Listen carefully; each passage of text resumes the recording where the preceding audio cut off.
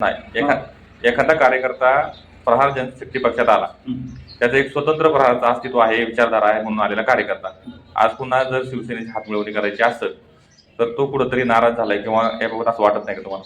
नाही, लक्षात घ्या बच्चूभाऊंनी तेच तर सांगितलं, नाराज व्हायचं कारणच नाहीये. तुम्हाला सामाजिक काम करायचंय तर प्रहार संघटना आपली आहे, तिकडे काम करा.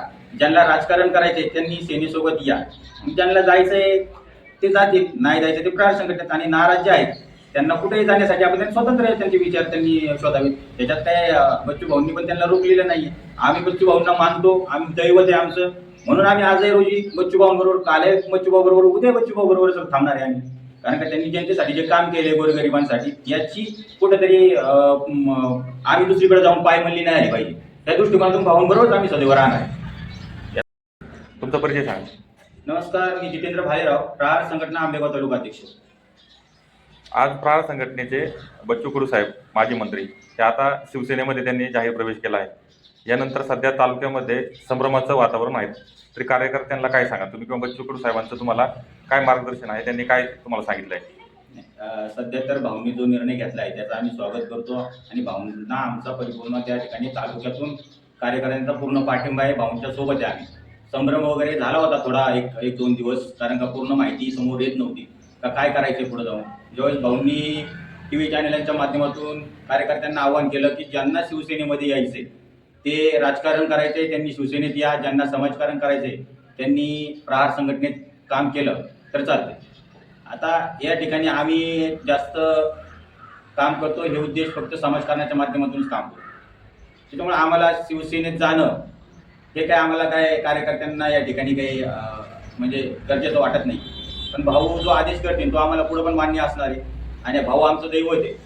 येणाऱ्या काळामध्ये तालुका स्तरावर राजकारण करत असताना प्रहार जनशक्ती पक्ष तुम्ही या ठिकाणी बरेचसे कार्यकर्ते तालुका स्तरावर काम करा, त्यांना शिवसेनेमध्ये राजकारणामध्ये संधी मिळेल का, योग्य न्याय मिळेल का असं वाटतं का तुम्हाला?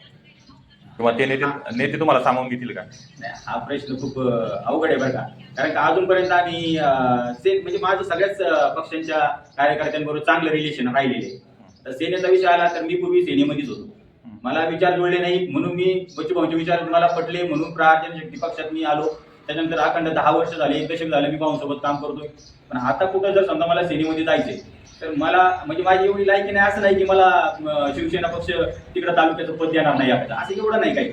मग बच्चू भाऊ आहेत माझ्यासोबत, बच्चू भाऊंचाच कार्यकर्ता म्हणून काम करायचे. माझे कार्यकर्ते माझ्याबरोबर आहेत तिथे तालुक्याचे, ते सुद्धा बच्चू भाऊंना मानणारे कार्यकर्ते. त्याच्यामुळे तिकडं जाऊन कुठं शिवसेनेचा झेंडा हातात घेतील आणि त्यांना पद मिळेल ह्या असे कुठे जगणारे कार्यकर्ते बच्चू भाऊंचे नाही, कार्यकर्ता म्हणून काम करणारे आणि ते आपल्याला सामावून घेतील वगैरे हा विषय दुय्यम विषय आमच्यासाठी.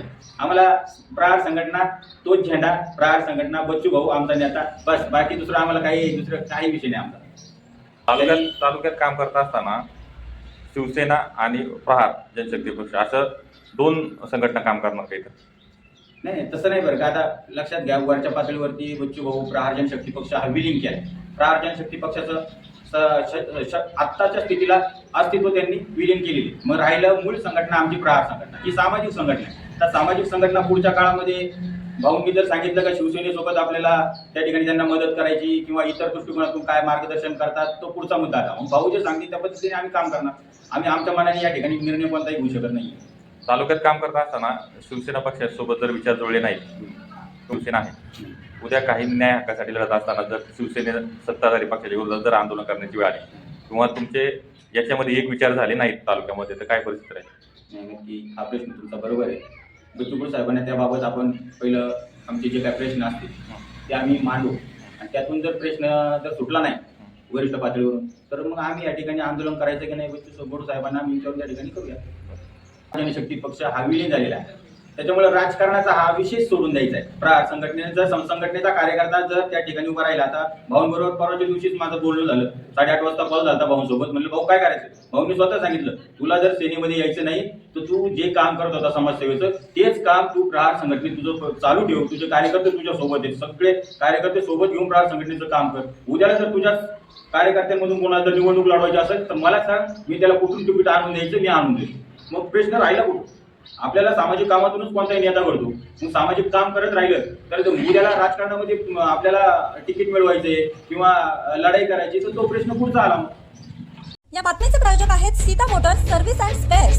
आमच्याकडे सर्व प्रकारच्या 4 व्हीलर गाड्यांची कामे काळजीपूर्वक व योग्य दरात केली जातील। आमचा पत्ता जुना चांडोली रोड, सिद्धिविनायक वजन काट्या शेजारी 40 बंगला, मनसर, तालुका आंबेगाव, जिल्हा पुणे।